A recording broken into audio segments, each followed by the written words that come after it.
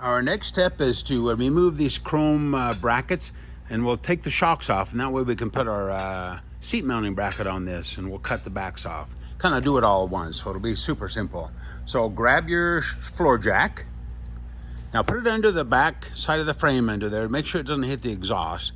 What we're gonna do, we're just gonna jack this up just enough to where we can take the shock off. So remove both these screws. That one should be removed anyway. And we're gonna carefully raise the bike up just a little bit until we can pry that shock off. I'll be back. Normally when you get this raised up just to a point, you can kind of rotate the shocks and pop them off. But these things have been sitting for a long time, so may need a little coaxing. So what I'm gonna do, I'm just gonna put a screwdriver behind the top and help pry that off.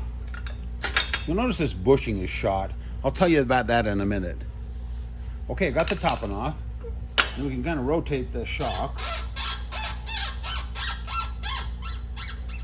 And it's off. Okay, what we want to do on this bushing, the bottom one's fine. It's a little worn, but the top one, it's worn really bad, actually worn right through there. So it would be best to replace these if you can. You could run over to the dealer and grab one. Or what's really cool is if you go on these OEM sites, so if you just type in Honda motorcycle OEM parts, that stands for original equipment manufacturer. Then you can look at the schematics of your bike, and while you're on there you can order parts, factory parts. It's really cool too, because when you go on the OEM sites you can see schematics of every piece of the bike. So if you're working on the bike and you go to put it back together and you can't remember what things lined up or washers or whatever, you can look at the schematics. I'm gonna go ahead and just rotate this for now the other way. I'll show you that in a minute, but it would be best to replace it. Okay, what we do, we'll go ahead and take this off. Unscrew that big old bolt. And then the washer, or the big plate comes off. Now it's time to cut these seat supports off. Now what I did is I put a piece of tape down there, just make it kind of perpendicular to this top edge down. You can lay a square in there if you want to be real anal about it. But anyway, I want to cut straight down. And what I do want to do, I want to cut right next to the edge of that boss there. I'll zoom in and show you. Okay, just where the boss kind of levels out flat there, that's where I'm going to make the cut. You don't want to go too far back or this bracket won't fit on. I'll show you. This is the seat bracket that you're going to install after you make the cuts. Now yours will be black. I just like to show the bare metal ones because they show up so much better in the videos. So we'll go ahead and show you. That'll bolt right there. And then this cover right here, where my thumb is, that'll hide the cuts. So you got plenty of clearance there, but it's best to make the cut as close to that boss as you can without going into that hole, obviously. Let's cut it. I'm gonna try the hacksaw just for fun.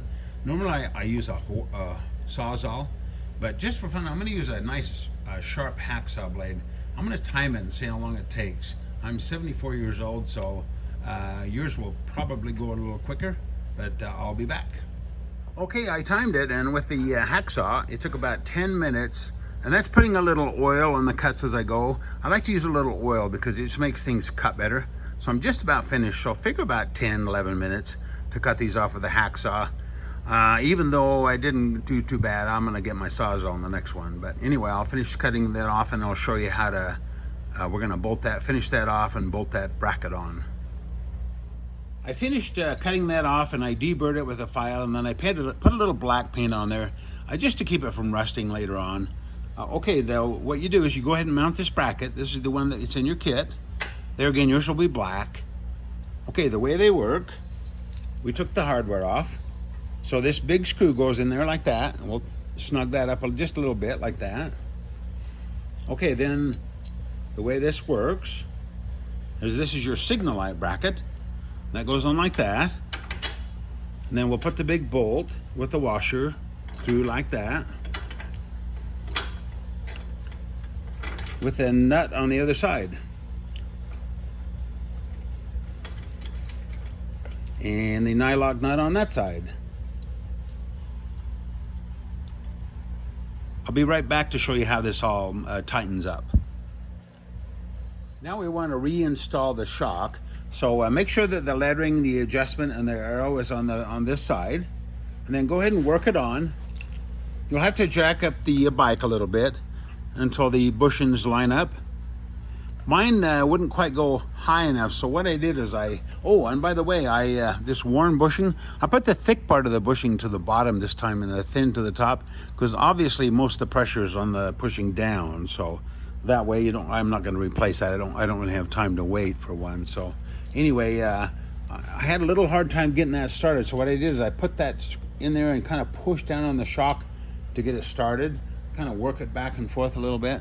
And then I have a rubber hammer. Once I got kind of started, I kind of tapped them on both top and bottom. So you'll get them on there. Just make sure they're on all the way. And then on the top, remember it's the longer screw with the big washer. So go ahead and put that one in.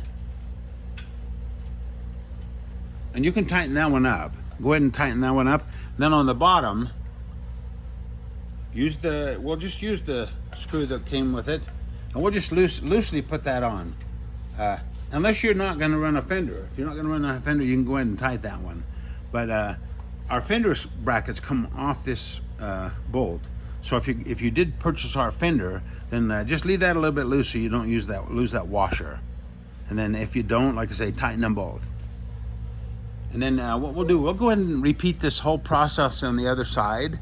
Now the only thing that will be different on that side is if you did buy our side mount license bracket, then I'll show you how to mount that on here. If you didn't and you want to just run the signal light bracket on that side, then just repeat this process on the other side. I'll go ahead and cut that off and get it ready, and then I'll show you how to put the side mount license bracket on. I can't wait to clean all this bike up. It's just so dirty, and once we have all this exposed, we can clean it up, make it look like brand new. Now basically the left side of the bike is the same. The only difference is on this bike we've added the side mount license bracket in place of the signal light bracket. So let me show you. The black parts are just hard to see, so let me show you the bare metal ones. So there's basically the bracket and how it goes on the bike. Okay, now on the other side you use the signal light bracket, which goes on like that. Now in place of that, we've added the side mount license bracket, and it goes on the same exact holes and everything as the signal light bracket. There's your bracket, and then here's the signal light bracket. The tail light bracket. Kind of a big long thing. Anyway, it mounts on the same way, same holes and everything. It goes like that. Let me zoom back so you can see it a little bit better. So basically, it's less like that. And then same thing, just go ahead and tighten everything up. This is really cool because it mounts to the bike instead of the swing arm, so it doesn't go up and down with the swing arm and beat the bracket and the taillight to death. So it looks the same once you get it finished, just a lot more sanitary setup. Go ahead and tighten everything up, make sure everything's good to go, and then we'll continue on here.